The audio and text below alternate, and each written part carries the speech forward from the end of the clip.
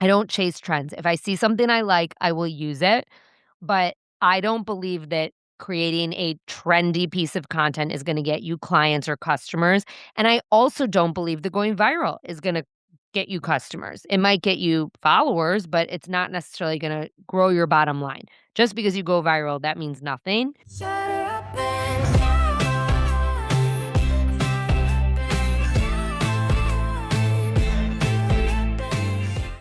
Hey, Shutter Squad, welcome back to The One Behind the Lens. Today, my guest is Lindsay Pinchuk, an award winning entrepreneur, consultant, and small business mentor. Lindsay built her first company, Bump Club and Beyond, from just $500 into a seven-figure brand, with partnerships including Target, Nordstrom's, and Huggies, reaching over 3 million people every month before selling the business. Today, Lindsay is the founder of Dear FoundHer, a top podcast and community supporting women business owners over 40. Through her podcast, newsletter, mentorship, and her signature sweep framework, she helps entrepreneurs simplify their marketing and build long-term success. In this episode, Lindsay breaks down sweep, social media, website, emails, events, partnerships, publicity, and how taking one piece of content and sweeping it across all of those channels can completely change the way you think about marketing. We talk about why partnerships don't have to mean brand deals or paid collaborations, how to show up on camera, even if that terrifies you, why chasing trends isn't the growth strategy people think it is, and why women over 40 might just have the biggest advantage in business right now. Lindsay also shares what inspired her to start writing on Substack with the Found Her files. And she's got a generous listener gift she's sharing near the end. This conversation is packed with practical, no fluff marketing advice you can actually use. Let's get into it. So, Lindsay, thank you so much for being on the podcast. I think this is going to be a really good conversation. I already feel it. Thank you, Kate, for having me. I'm excited to be here. I can't wait for this conversation, and I can feel it too. So get excited to your listeners. Yeah. So, for the listeners who may not have been introduced to you yet, can you just tell everybody who you are and, a little bit about what you do? Yes, of course. So my name is Lindsay Pinchuk. I am a female founder. I was working in corporate America, and I started a community for expectant and new parents really out of necessity of my own. I didn't have any friends who were pregnant at the same time as me. We all have rising 10th graders. I was just first. And so I started a community and a resource for expectant parents and parents that I grew to generate 7 figures of revenue for 6 years straight. We were working with brands like Target and Nordstrom and all the stroller and car seat companies and The Honest Company and Unilever and all of the above. And after a decade, I sold that company to a large agency conglomerate called Advantage Marketing Solutions. I worked there for 2 years, and after it was pretty soon in that I knew that I didn't really wanna be there anymore, and there was a lot of strife and stress that went along with the sale of my company, and I really just wanted to help other female founders, and so I ended up it took me about 8 months to negotiate my exit, and I negotiated my exit, and I left, and when I left, I did with one mission, and that was to help other women business owners to build and grow their businesses using simple marketing practices, the same way that I did. I bootstrapped the whole thing, I didn't have investors, and I did it on my own terms. And so when I left, I started fairly soon after, I started a podcast called Dear FoundHer, and I share on that podcast the stories of female founders of our time. And from that podcast, there were many women small business owners who were like, "I wanna be mentored by you. How can I work with you?" And so I started a mentorship, and then they wanted to meet each other, so we started an online community, and then I started a newsletter. And so now it is a whole ecosystem for female founders who are over 40 and who are building their own businesses. It's called Dear FoundHer. And that is really kind of how I got to where I am, but the crux of it all was really and truly that I bootstrapped the whole thing, and I grew it through very simple, basic marketing practices. And oftentimes people ask me, like, "Who's on your social media team? Who's on your marketing team?" And I'm like, "You're looking at her. I just have a really good framework and process." And so when I really sat down and I figured out what I did, I was able to coin this framework that I now called SWEEP. SWEEP stands for social media, website, emails, events, partnerships, and publicity. And ultimately, what it means is you take one message and you sweep it across as many of these tactics or strategies as you can to amplify it. And when you do that, you are not necessarily creating content over and over and over and all the time. You're taking the content that you have and you're amplifying it and you're reusing it and repurposing it in a way that's meaningful and connects with your community. And that's what I did at Bump Club. And that is what I am doing now at Dear FoundHer. And so now I teach other women business owners really how to take this very simple, basic marketing strategy and apply it to their small business. And it works. Mm, mm. I think, you talking about that, which I love because I do think that's key. Like, I think that's marketing and all of that is such a big conversation for photographer. I mean, I think for any small business for sure. And I think it is that whole thing of you can reuse, you can just, you don't have to like invent the wheel every single time.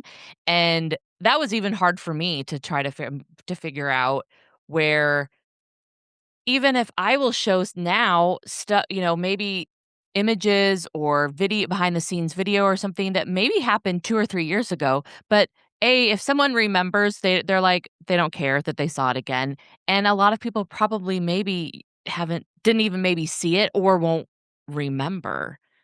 We are served so many things on a minute by minute basis, forget a daily basis, like minute by minute, hour by hour.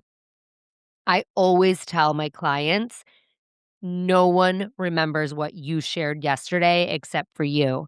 And instead of getting on this content creation hamster wheel where you feel like you have to create new content all the time, use what works and focus on your business. And Mm, what works is really consistency and sharing the same things over and over and over again so that people can connect with you. And sometimes it takes a lot of throwing spaghetti at the wall to see what it is that works and what sticks.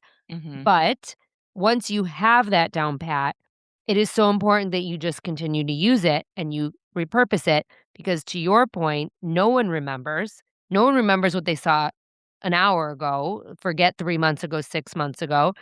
And you can focus on your business because most of us are not content creators for our businesses.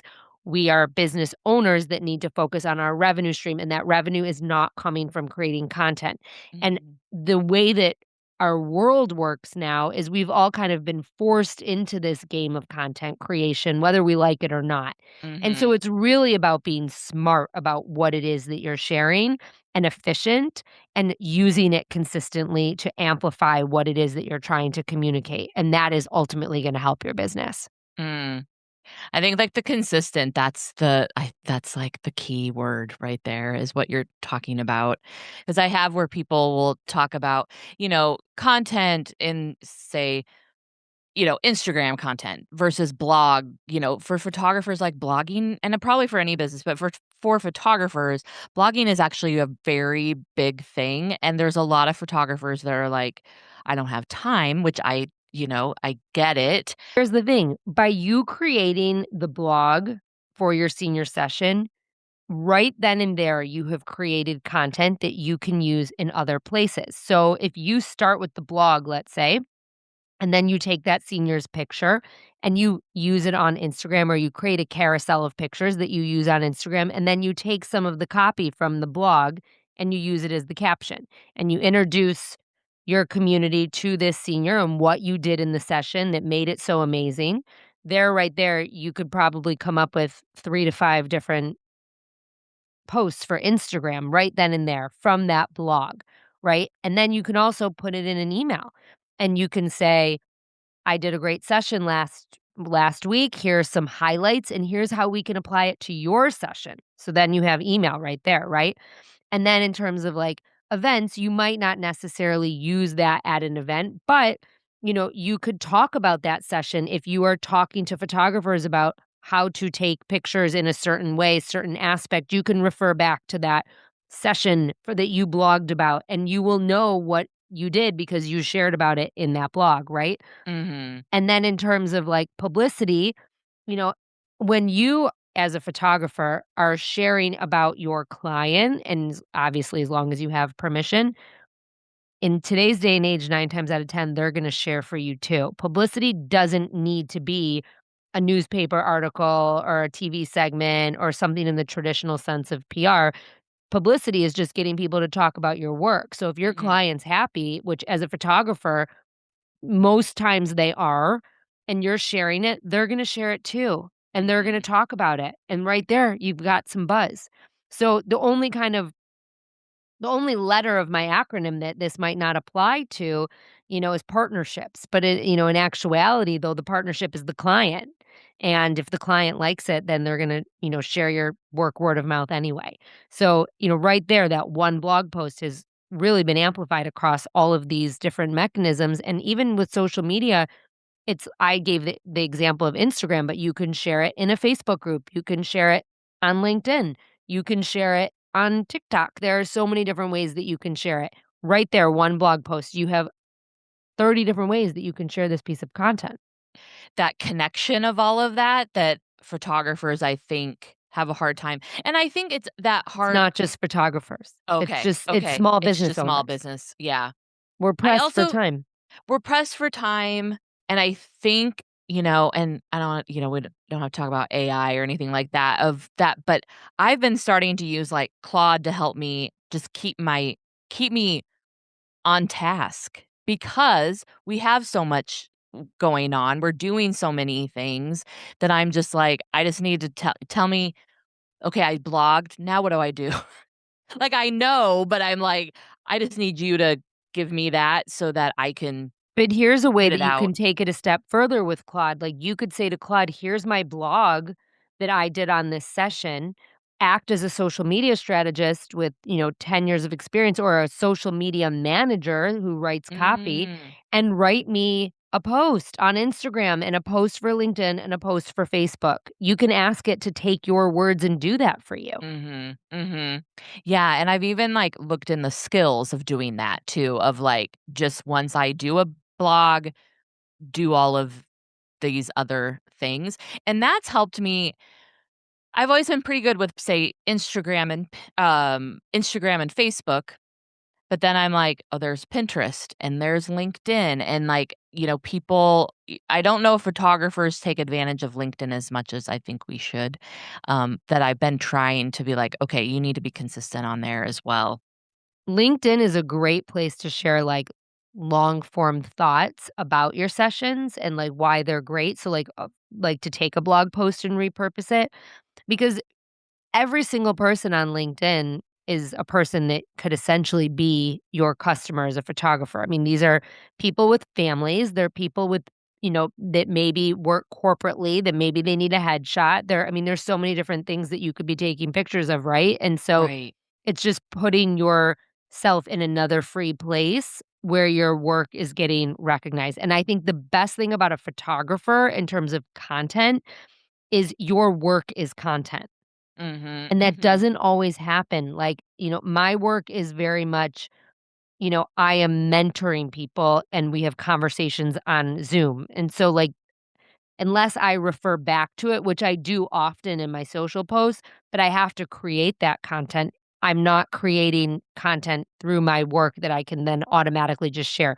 You have pictures that are beautiful, that are showcasing what you do, and you can share them, and that's marketing in and of itself. Mhm, mhm. Going with all of this, like, you're giving us all the tips. You talked about sweep, your framework. Can you give us, like, a quick, like, overview and why it changed the way you think about marketing? And I mean, we're getting a example of this, but just to kinda give you. Yeah, it's interesting. So when I love to share this story because when I was building my first company, Bump Club, I really was like building the plane as it was flying. I mean, really and truly. It was like flying by the seat of my pants. I just did things when they came up. There was no strategy. I did when I sold the company, I had 10 employees, so I wasn't doing it on my own. I'm in a place now where I don't want employees. Like I have a few VAs that help me, but I don't want a business with employees anymore. But Mhm. when I really took that step back, when I left and was like, "What was it that I did?" And I thought about this compliment that people give me all the time, and they still give me today when they say, like, "How many people are on your marketing team?" I sat down and I was like, "I have a tendency of being everywhere even though I'm only one person because I'm smart about how I use my content." And so when I actually wrote out this acronym and I figured out, this is kind of what I'm going to start teaching now, it changed the way that I feel about marketing because I think that a lot of business owners, especially small business owners, think that marketing is number 1, complicated. I think number 2, they think that they have to be spending money on ads and they have to be investing, in all this technology. I think number 3, a lot of small business owners think that they need to have all these funnels and just so many like different things set up and lead magnets and whatever it might be. They're like I'm throwing out all these buzzwords that you all hear all the time. Mhm. And when I sat down and really looked at what was effective, like what was truly effective, and the letter of sweep that really has grown both of my businesses is partnerships. And that is really where I have seen explosion in both of my businesses is when I have borrowed someone else's community. And so when I sat down and was like, well, what really grew my business? It was partnerships. But I've used those partnerships across all these other mechanisms, right? Like partnerships have been in social media and on my website and in emails and at events and in publicity. And the answer to your question is it's not complicated. Mhm. And it doesn't have to cost money. And I Mhm. think that that is really the misconception of marketing when it comes to a business owner is they're like, "Oh, well, I don't have enough money." You don't need money. You don't need money to show up and share your story and say, "Hi, I'm Kate, and I'm a photographer, and this is who I am, and this is what I do, and this is my specialty and why I do it, and here's how you work with me." You don't Mhm. need money for that. You just need to show up and consistently share that story across all of these mechanisms that I just gave you, and you will start getting inquiries and people will take interest in you. But Mhm. half the time, people aren't even showing up and sharing their story. That's the simplest thing that you can do. And so I think for me, what it really was debunking this myth that you needed to have a big team, you needed to have a big budget, you needed to have 1,000,000 followers. You don't. You just need a very simple process that you can execute consistently over and over and over again. And that's what Sweep has allowed me to do for my own business and for that of hundreds of clients, thousands of clients now. And I know that it doesn't have to be complicated. And that's the other thing too. A lot of the women that I work with, 'cause I do work with men also, but a lot of mostly women that I work with are over 40 and they're just not necessarily technologically the most savviest and they're willing to admit that. And so it's really about giving these very basic principles and this very simple foundation of executing these strategies and it works, and it's like once you get this foundation down, you can do some of the more complicated things, but even if you are the most technologically savvy person, if you don't have that foundation down, the most technical opportunities are they're not gonna be worth it because you need to have the foundation of your marketing down pat first. Does that Right. answer your question? Yeah, yeah. And I think when you were talking, I was thinking about the word partnership and like how you said it doesn't have to be, say, like a brand, that it's your clients and that's your partnership and utilize those partners, utilize your clients, um, asking for reviews and then repurposing those. Like, I used to do it so great, and then I kind of fell off doing it, and I'm now doing that again of asking for reviews, and yes, it's on Google, so that's great, but then I'm repurposing that in my blog, like, "Hey, this is what Annabelle's mom said." 2 clients this year that they had 4 kids, and I'm on their 4th kid. Oh my god. So utilizing that, just to be like, how amazing is this that they're coming back to me and It's interesting because I think a lot of times, to your point, people think that partnerships mean paid. People Mhm, think that partnerships mean brands.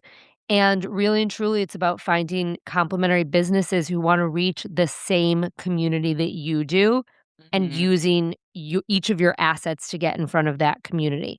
Like, mhm, I have a lot of photographers who work with me in my mentorship, and they partner with brick and mortar locations for headshot shoots. That's a partnership.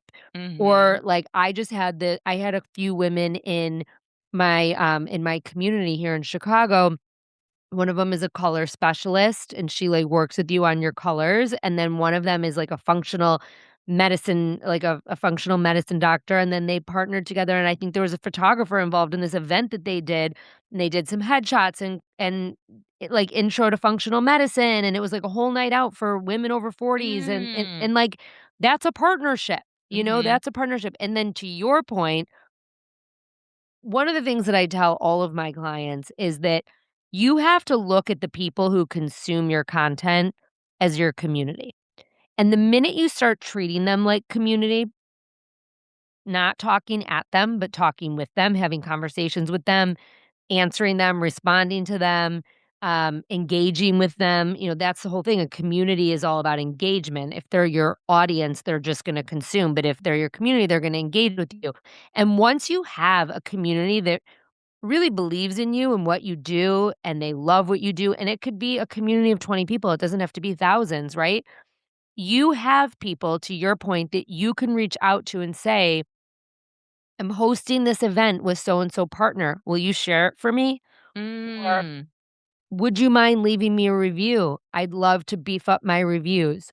Or can you spread the word on X, Y, and Z for me? I'm running a special. I mean, once you have a community who really truly believes in you, they are your best word of mouth marketers. And so it's mhm, really important to recognize that community goes both ways mhm, and to talk to them as such when you're talking to them through your content.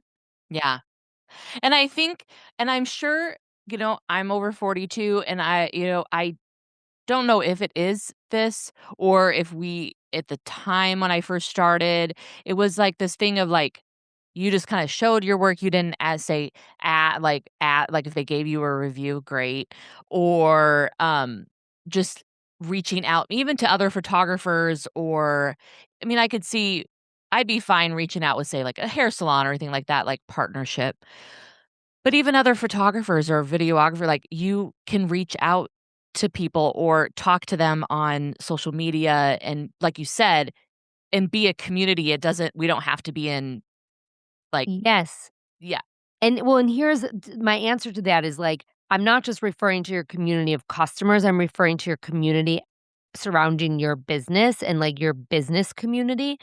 And I always say to people, like, there is enough business to go around for everybody. There is, like, especially if you're a solopreneur and if you're a photographer, which your audience is comprised of photographers, like your listeners. I mean, there's one of you. Maybe you have a couple of people on your team, right? Like, you need to have good people to refer to if someone reaches out to you and you can't do whatever it is that they need. And Mhm. I think that that's very important too to recognize, like, someone might reach out to you or a fellow photographer and say, "I'm really looking for this newborn specialist." And maybe that's not your specialty, but you know a kick ass newborn photographer. And so you're going to refer that person and they're going to refer back to you for senior portraits. Mhm. And I Yes. think that, like, it's knowing what you're good at and building a community that is supportive of you, and, like, there is nothing wrong with that, and I think, like, I have people that I refer to all the time for social media, for graphic design, for branding. I mean, and a lot of these things, not graphic design, but the other things I can do, but I don't need to do it all, and I Mm. would rather refer to someone who that's their specialty. Mhm. knowing that they'll refer back to me if there's a female founder over 40 who needs help building and growing a business. Going back to, like, kinda like you were talking about marketing and, like, oh, the ads and, like, all of that. We think we have to do ads, and you just need to show up and tell your story. Do you find even though, like, you were kinda saying how women over 40 maybe we're not as technical figuring that out, do you also have it where they're like, "No, I don't wanna be in front of the camera," because that's a lot of photographers that I know that will be like, "No, I don't wanna be in front of the camera. I'm taking the photos of All people." the time, and funny you should say this because one of the photographers that I use personally for my personal photography, she came to me and she was my client first, and Mm. she was like, I'm not talking on the camera." Like, she was like, That's crazy." She was like, "That's a crazy thought that you would even have that." And I was like, "Well, it's not." And I was like, "Because people are hiring you." And I said, "It's really important that they get to know you and, like, they know how silly you are and they know how fun you are." And I said, "And that's oftentimes why my pictures are so great with you because you make me laugh, like, so naturally."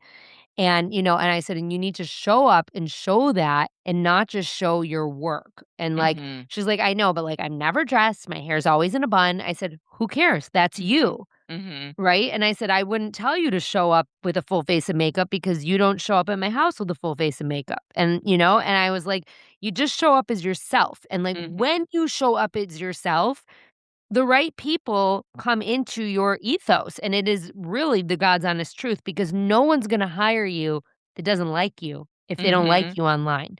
And Mhm. so one of the things that I always tell people, there's two tips that I give people that don't want to go in front of the camera. So number 1, I always tell my clients, you have to share your story, right? Share your story, share your story, share your story. It doesn't mean necessarily showing up with your phone and talking into the video. You can do that, but all you have to do to share your story is share a picture of you in a natural state and in the caption, write the story. Like, Mm. write the story. Who are you? What do you do? How do you do it? Why do you do it? And I think the why is the most important part. I will Mhm. tell you that that will be one of your most engaged pieces of content because a lot of people who are following you are people who know you, family, friends, etc., and they've never seen you do something like that before. Mm. And Mhm. it's important to get into the habit of doing it often because that's how you connect with people. The Mhm. other thing that I recommend to people is if they want to do video content and they're just really not comfortable with it, is to have someone set up the phone and to interview you. Because it's a Mm. lot easier to talk to someone than to feel like you're being so cringy and you have to, like, talk to a video camera, right? But if someone is interviewing you and asking you questions and you're getting sound bites, you can cut that very easily. Many of the apps will cut it for you without you even doing anything now. And so, Mhm. I think that's a really great way to get over the fear of showing up on camera is to have someone interview you. Yeah, that's a great idea. That's a great tip because yeah, and I do like a little segment called Car Confessions, and I usually do it after a session because I'm usually on location, and then I do. And you were talking about like I'm not a full head of hair. My hair isn't, or I'm like I am like sweating and and I just show up. I'm after a shoot, and I might just talk about the session, but I do think though, like, it is a little intimidating, so I think having someone just interview you and just have know the questions or whatever so you don't feel. But don't rehearse them because that's the other thing Mm, too, is like, you don't wanna feel contrived, you know mm, what I mean? Like, mhm, you don't wanna mhm, feel rehearsed, you wanna feel natural, people wanna connect with the natural you. I also told a client today she wanted to make a face to camera reel, and I said, "You could use the teleprompter in the Edits app," which is owned by Meta, and I said, "But," I said, I don't want you doing that if you feel like it looks and sounds like you're reading." I said, "Because that's mhm, the worst." mhm, I said, I'm media trained. I have been on camera hundreds and hundreds of times. I know how to use a teleprompter." And I said, "Most people don't even realize I'm using it when I'm using it." But I said, mm, "If you're gonna use that, you better look like you're not reading mm, because people can see through it and they don't want that. They don't want to consume that." right. And I think some people might not be on, like, consuming social media, that as a business owner, but if you are, I always just try to say, like, too, for myself, what do I stay on? Like, when I'm watching something, what am I do I watch to the full the end? Or what is like you're saying, like, "Oh, this is fake," or "I don't," whatever, and I just scroll on by. So I feel like maybe even thinking about that too. Yeah, that's a great tip. Time out, friends. Let's talk about what's in my cup every single morning. Coffee Roaster of Lincoln, Nebraska. Freshly roasted, full of flavor, and honestly, it's the real MVP of my morning routine. They ship anywhere in the US, no matter where you live. Nebraska's best can be in your mug too. Use code TOBTL for 5% off your online order. That's TOBTL. Or just hit that link in the show notes and thank me later. Support small, sip strong, stay caffeinated. There are so many trends on social media.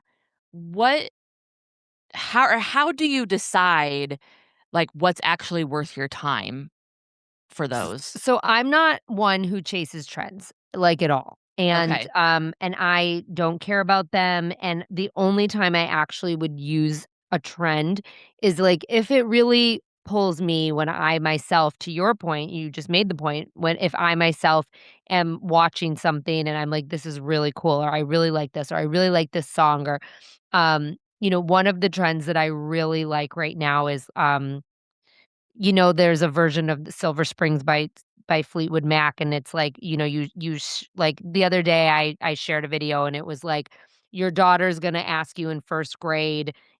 My content was, "Your daughter's gonna ask you in 1st grade if she can go to overnight camp this summer," and then it cut, and I said, "You better sign her up." And it showed, like, the first video was her in 1st grade, and then it was, like, her now in 10th grade with all of her camp friends. Mm, And it's like, the song really, like, pulls at your heartstring, and, like, that's been going on for months. I used that, like, months ago when I went to when Michigan won the national champions, I ship, and I went to that, I used that song as well. But to answer your question, I don't chase trends. If I see something I like, I will use it, but I don't believe that creating a trendy piece of content is gonna get you clients or customers, and I also don't believe that going viral is gonna get you customers. It might get you followers, but it's not necessarily gonna grow your bottom line. Just because you go viral, that means nothing, and mhm, so, I think it's creating content that speaks to your community, that speaks to you, and that you don't feel cumbersome, like, putting it together. It has to feel inspiring to you, and so sometimes it does and sometimes it doesn't, and I've always said I'm not gonna ever be the person that, like, points and dances because mm, that's not me. Not that we're seeing that so much anymore, which we're not, but when that was a thing, I was like, mhm, "That's never gonna be me." And also, like, you're looking at me right now, we're on Zoom, a lot of people are listening, like, I'm wearing my glasses, I'm wearing a sweatshirt, my hair is pulled back today. Um, do I show up at an event, like, on a stage like this? No, I don't, but I do show up like this all the time. This is me, this is how I'm the most comfortable, and this is mhm, how I show up online. And so I find that I get the best connection and the most engagement when I show up as myself. And so mm. following a trend doesn't necessarily, get that kind of reaction. Right, right. No, that makes sense where it just be like what we've been saying, like what you've been saying is just be you and show up who you are, and I I'm feel not like kidding, like, my best videos are I'll be like, "Oh, like, I have to make like, I have this thought and I wanna, like, share this before it, exits my head." And so because that happens now that I'm over 45. So, so I'll say, "Oh, like, I gotta make a video," but, like, my hair is not even clean, it's not even, like, brushed, and I'm wearing my glasses, or it's at night or whatever, and I'll make a video, and of course, that's the video that goes bananas. sure. Course, and everyone sees it, you know what I Yes, mean? But, like, yes. whatever, it is what it is, and that's me, like, that's how I show up every day. Mhm. I literally Well, wear a sweatshirt like this every single day. every day. Mhm. I have it in 12 colors. Oh, I love it. I love it. I love that you're like, This is it. This is It's where my I'm uniform. comfortable.'" Yeah, yeah.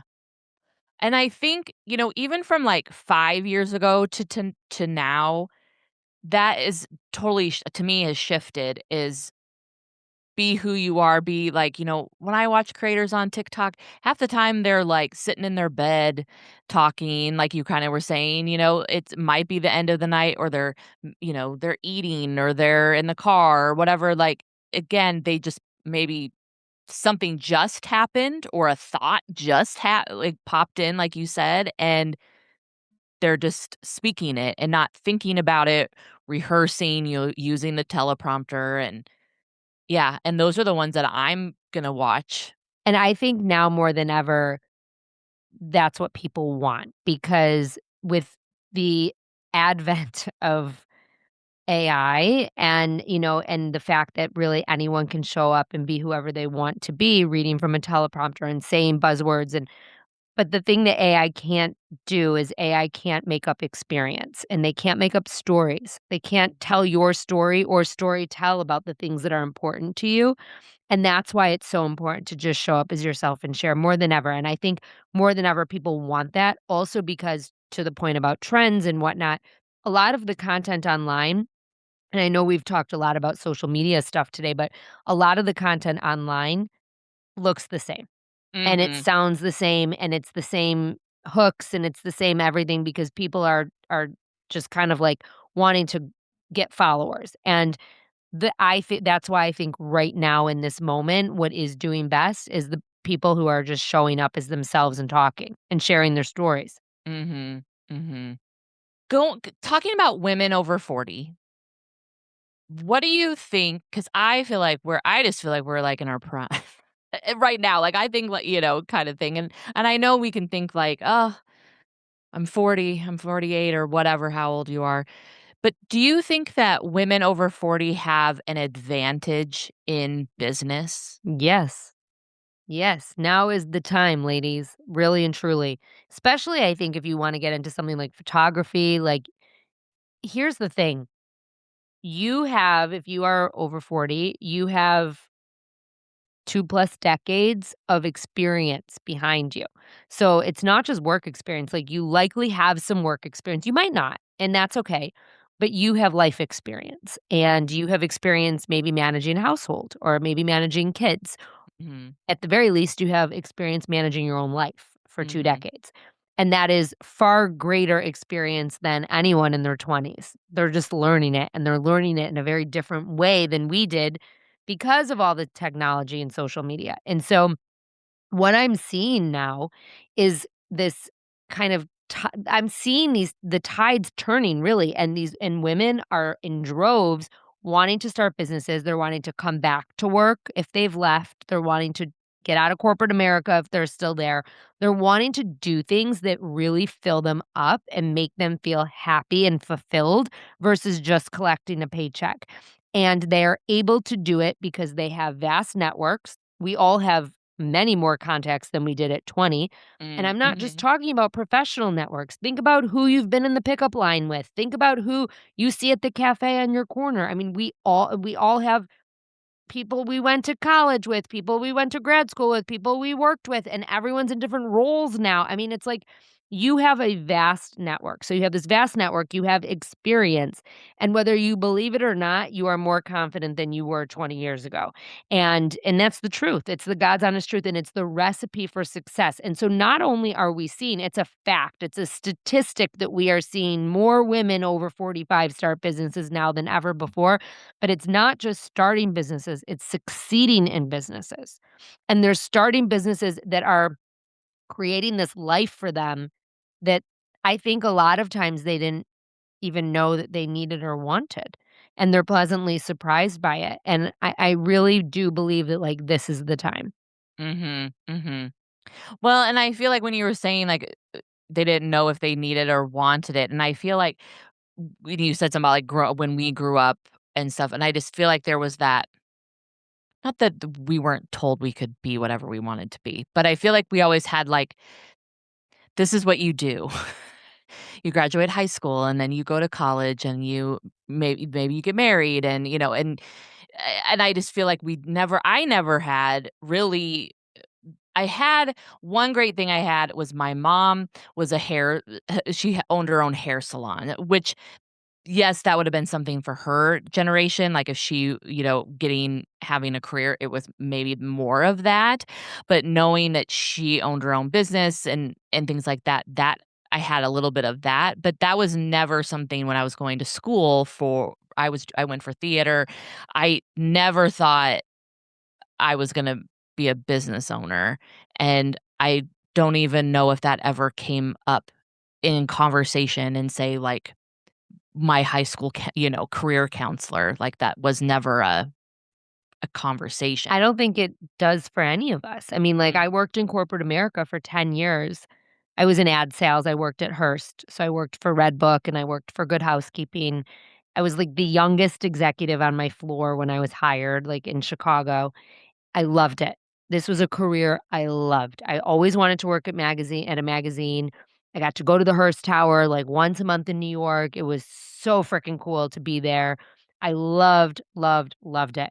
And I wasn't looking for something else, but I started hosting these events and it kind of, like, took on I mean, I don't half-ass things, so, like, it kind of, like, took off and it snowballed, and when I had my daughter, I had to make this decision, like, what is gonna give? Because I mm, cannot, like, be an effective mom and go to work in a job where I have to travel and also own a business on the side, and lucky for me, at the time, I had this female boss who she was recently divorced, she was past her childbearing age, she probably was not gonna ever have kids, and she was quite honestly a horrible human to me, and, she told me, like, "I heard you have a side hustle, and if I find out you're doing it on my time, there's gonna be consequences," and that was I was in a position where I exceeded my goal every year at Hearst, like, no one ever had an issue with me doing my job.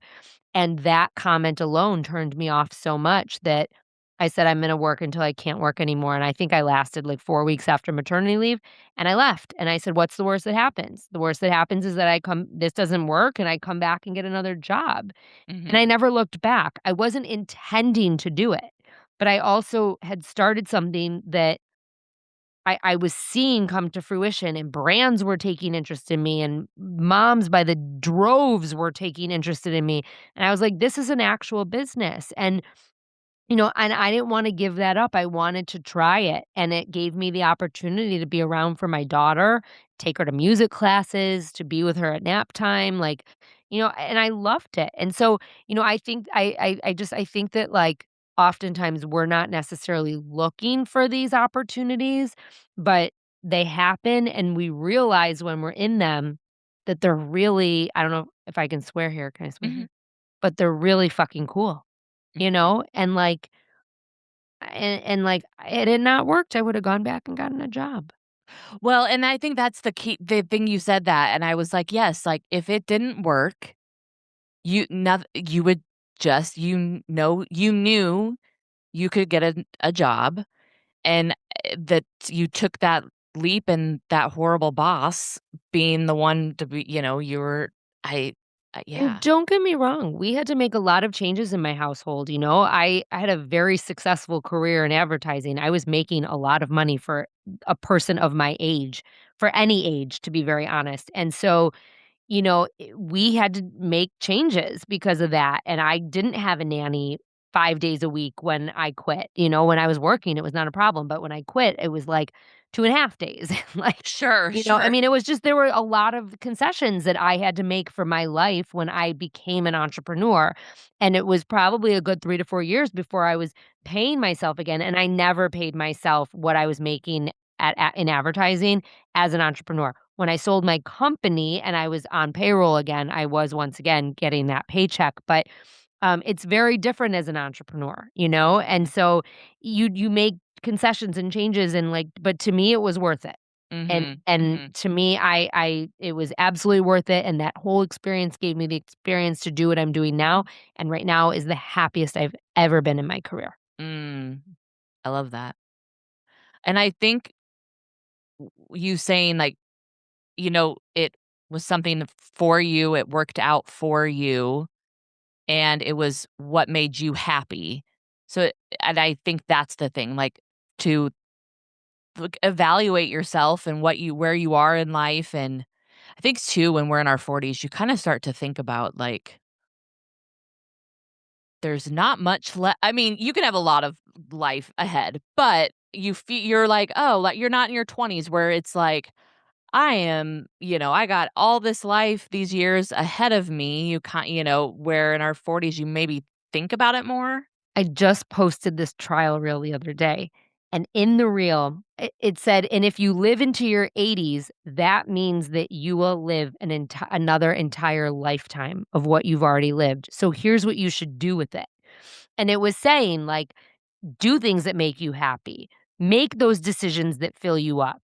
Surround yourself with people you love. And it was very cliche, of course, but it's a great way to look at it, right? Because I do Mhm. think a lot of people hit that 40, 45-year mark and they're like, oh my God, like there's not much left, but that's not true, and, like, you do have a lot of runway left. I was actually thinking about this the other day yesterday, actually.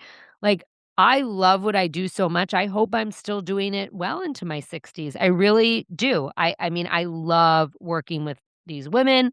I love helping them. I love watching their businesses grow. I love interviewing people on my podcast. I mean, I all of it. And so I hope that I'm still doing something like this and I'm still I manage a couple of clients, their personal brands as well. I love that. To me, it's like Mm. it is so fun, Mhm. And so I hope that I'm still doing this in Sure. 20, 30 years. Right, right. Well, and I feel like there's something to that too, where if you're like, cannot wait, to hit retirement age or to retire early or anything like that, there is something to think about, well, about that career. Unless you're like, because I'm gonna travel the world or whatever. But if you're thinking, I hope I'm still doing this in my 60s and 70s or whatever, like there's just something, to me, then there's something about it. I know that I read that you launched, like, the Found Her files on Substack, Mhm. and I just wanted you to tell us a little bit about that and, what inspired you to start writing there. Yeah, so I love to write. So it's so funny because if you were to have asked me in high school, like, what are you going to be when you grow up? I would have said I want to be a journalist and I wanted to work at a magazine. And so it was so ironic that I did end up working at a magazine, not as a journalist, as an ad sales exec. And I learned how to be a marketer. And now here we are, 20 years later, and I would consider myself a journalist. I interview people every single day and I share their stories. That's what a journalist does. I might not be doing investigative news, but I never wanted to do that anyway. And so, in kind of my work through Dear FoundHer and with the women I was mentoring, people ask me things all the time. They ask me questions. They want to know things about the sale of my company. They want to know my frameworks. They want to know my advice. And I love to write. And so I started to share my thoughts as a business owner on the Found Her Files, which is my Substack. And there's a free version and a premium paid version. So like there's something for everyone. And I also wanted to have a place where not everyone wants to listen to a podcast, and that's Mhm, okay. Um, I don't do so many solo episodes. I do a few here and there, but I wanted a place where people could read my thoughts and get my advice and get my actionable tips outside of social media. mm. And so that's why I started doing it, and I love it. Like I do I share twice a week, and I do think I'm gonna pull back to once a week. I'm trying to figure out what the cadence is gonna be, but I love writing and I love sharing my thoughts there. Why did you decide Substack, like, over, like, say, a traditional newsletter? So it's interesting. I had I was sharing a traditional newsletter like to my email list. Like I have an email Mm, list in Flowdesk, and I still use that email list for like marketing purposes. And most of those people are also getting my Substack now too. But I also found that, like, it's a lot of work to get people on this list, right? mhm, And at Bum Club, for example, I was getting people on our email list because we were hosting hundreds of events all over the country, and when someone would RSVP, we would get their email. So in addition to all the lead magnets and all the things we were running to get emails and all the contests and the giveaways and everything like that, I had these events. This is a very different situation. Substack is a whole ecosystem, and people can find you there like they can find you on Instagram. And so it's a little bit less of a lift to get people on your list in the Substack app versus getting someone to, like, subscribe to, like, a form of yours. Like, Mhm. if they see something of mine that they read, if someone shares it and they like it, they can click the button and subscribe right there to get the next one. And I'm finding that it's just a lot easier to, like, share the link of my stories and get people to subscribe than to, like, go through the whole rigmarole of, like, creating a form and, like, getting people in a welcome sequence, which they do get a welcome sequence when they go into my Substack, but it's just different than, like, having your own list. And I do Mm. still have this promotional list, and we do run ads now for certain parts of my business, so that is constantly growing, like, that's but it I didn't run ads until this year, it's been 5 years. People are gonna find you, and if that's the content, they're gonna keep going back to it, and it's almost to me like an Instagram or anything like that where you're opening it and looking for Yeah, it. and actually, it's very interesting. So I just said we just started running ads, and I've been sharing this because it's been very effective for me. And if I can help one other person be effective using this, I want them to know. So Mhm. we were running ads now, like for various things, in Dear FoundHer, and the ads are they're eliciting follows on my Instagram. And I have an automation set up that when someone follows me, they get a note that right away just like talks about how you can get more on the Found Her files. And there's a button and people can click and sign up right there. So we're running ads right now, and these ads are eliciting follows, but they're also eliciting subscribers.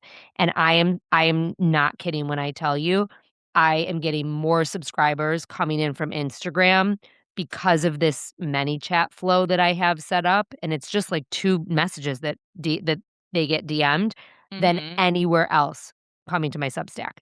I mean, Interesting. there are some days that I get 100 new subscribers. Wow. Like, Wow. if we're, like, in a heavy ad campaign, like, right now, I'm running this, I'm doing, like, an open house for my networking group, like, next week, I think it is, so we're, like, running a lot of ads right now for the open house because it's free, and Sure. so I'm getting a lot of I'm getting a lot more follows than, like, during a period where we're not promoting anything, and so I'm essentially also getting a lot of subscribers on my Substack, and it's been Mm. a one-two punch for me, which has been amazing. Yeah, yeah. Since most of the people who are listening are photographers, is there something on Substack like, should photographers be on Substack? Um, should photographers be on Substack? I would say that if you had a blog, I mean, your blog does SEO for you, right? So, like, Mhm. that's why you have it on your website. But Right. I think if you are blogging about something consistently in your world, it doesn't hurt to put it on Substack too. But I also think that you have to pick and choose. And I Mm. think you have to decide where to put your time. And so, Mhm. is that worthwhile for you to repurpose there? I can't tell you for sure. You can only try. Mhm. But I don't know. My honest answer is I don't know.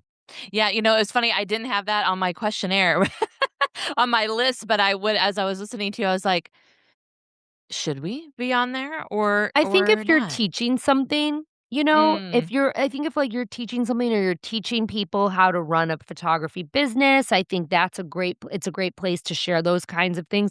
But you have to remember it's like long form content for writers. Mhm. That's Mhm. essentially what it is.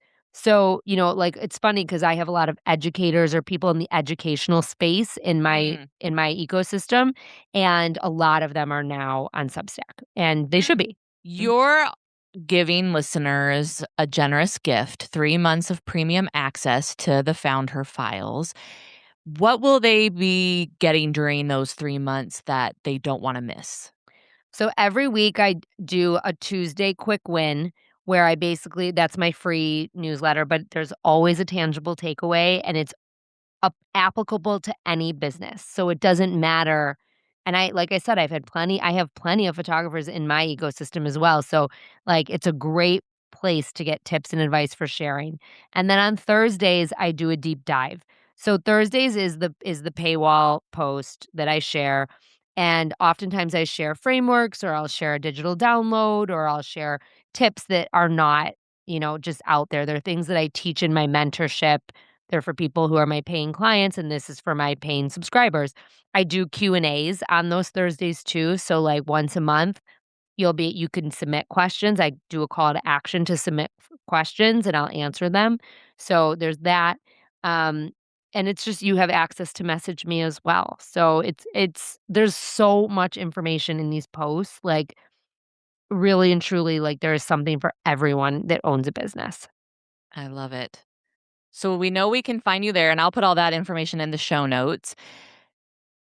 Before we kinda wrap up, where would be another place or places to find you and get a Dear yeah. FoundHer on Instagram is the best place to find me, and it's me who responds. Yes, that you get an automated response when you follow, but it is me who looks at the DMs, it's not someone else. So I So, do a little segment that is a rapid fire. 'kay, So I'm gonna hopefully you're ready for it. I'm ready. Coffee or tea, Coffee. Instagram or LinkedIn. Ooh, this is so hard because I tell my clients they have to at least pick 2 for Oh, repurposing purposes, and sure, sure. my 2 are Instagram and LinkedIn. I Oh, would say Instagram edges out LinkedIn a little bit for me, okay. just Oh, because I like the entertainment. sure. Oh, sure. Okay. Morning person or night owl? Night owl. One app you can't live without? I mean, I would say Instagram. My business is run on Instagram. Instagram. What's your That's not very biggest exciting, sorry. No, no, that's fine, that's fine. Biggest business pet peeve? When people aren't honest. Like, I cannot stand when people are, like, conniving, and I think you can see right through it. Mhm. And then one word that describes this season of life. Fulfilled. Before we wrap up, Lindsay, thank you so much Thank you for so much, Kate, for doing having this. me and for Yeah, being like I was open to just me coming on. yeah, this was amazing. And I was just like, as I was like thinking, like, is there anything else that I got to pick your brain about Pick before away. we wrap up?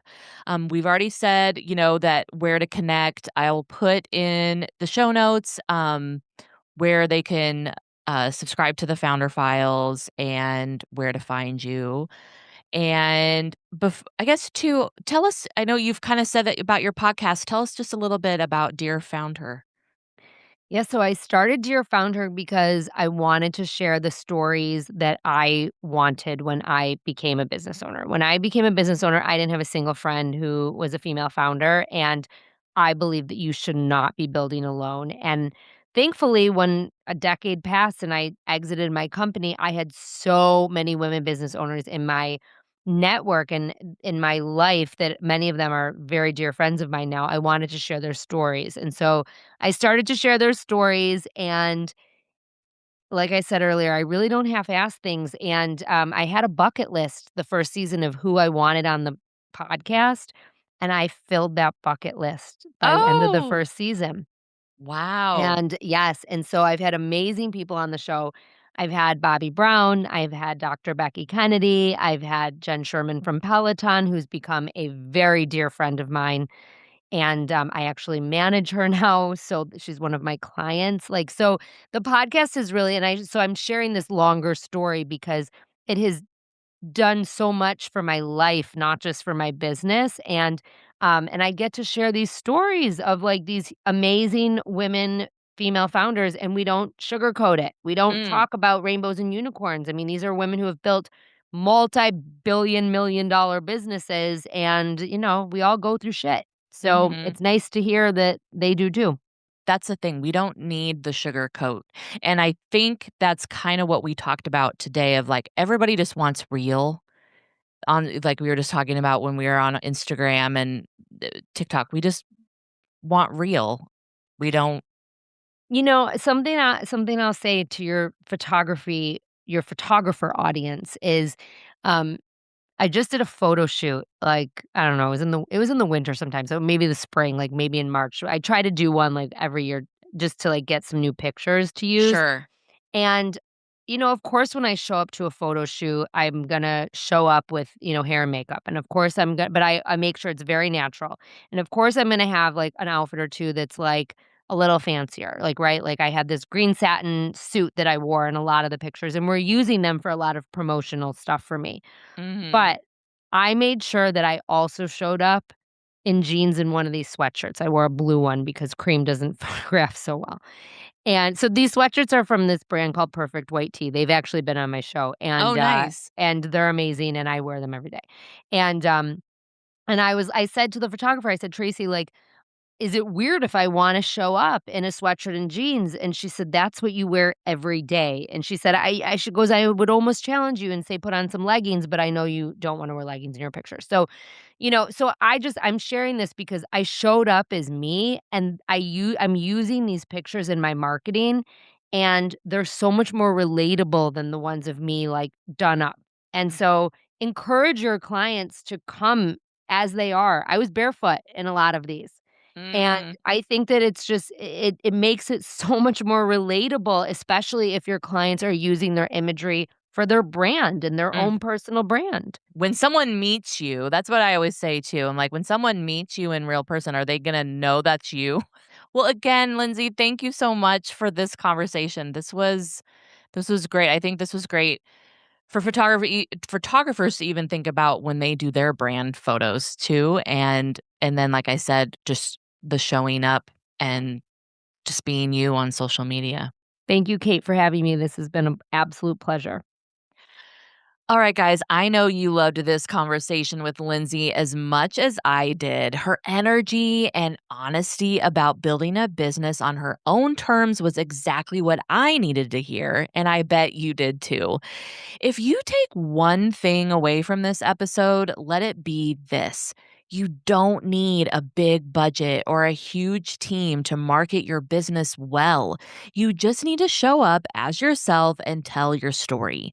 Lindsay talked about a recent photo shoot where she made sure to get pictures of her go to sweatshirt and jeans, not just the polished, done up shots, because those are the ones that actually feel like her. And those are the ones that connect. That's your permission slip, Shutter Squad, to encourage those clients to do the same.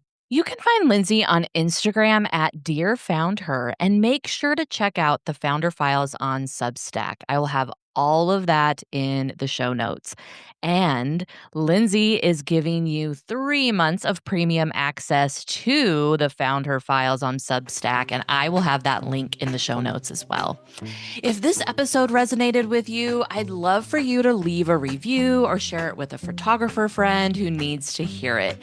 It really does help this podcast grow. Thank you so much for spending this time with me, Shutter Squad. I hope you have a great week. Go show up as you and tell your story and create work you're proud of. I will see you next time, right back here on The One Behind the Lens.